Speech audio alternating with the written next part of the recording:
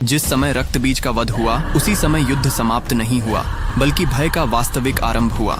जैसे ही रक्त बीज का अंतिम रक्त काली के मुख में समाया, माता का रूप शांत नहीं हुआ बल्कि और भी उग्र होता चला गया। उनका नेत्र लाल हो चुके थे, जिह्वा बाहर थी, उनके चरण जहां पड़ते वहां पृथ्वी फट जाती, दिशाएं कांपने लगी। देवताओं को आभास हुआ कि अब यह तांडव केवल असुरों के लिए नहीं रहा बल्कि संपूर्ण सृष्टि के लिए संकट बन चुका है।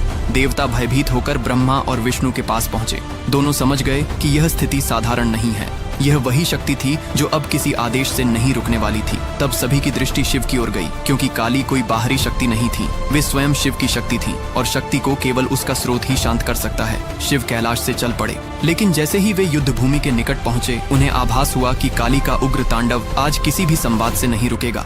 माता उस अवस्था में थी जहाँ चेतना केवल संहार जानती है। तब शिव ने वह मार्ग चुना जो केवल वे ही चुन सकते थे।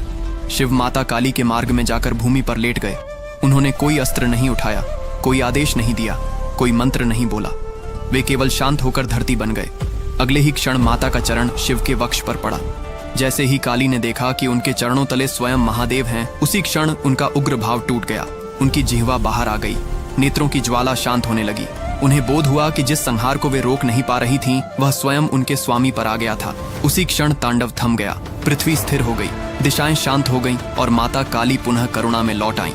शास्त्र कहते हैं यह कोई पराजय नहीं थी, यह शक्ति और चेतना का मिलन था, जहां शक्ति स्वयं को उसके स्रोत में पहचान लेती है। कमेंट में जय मां काली जरूर लिखे। हर हर महादेव।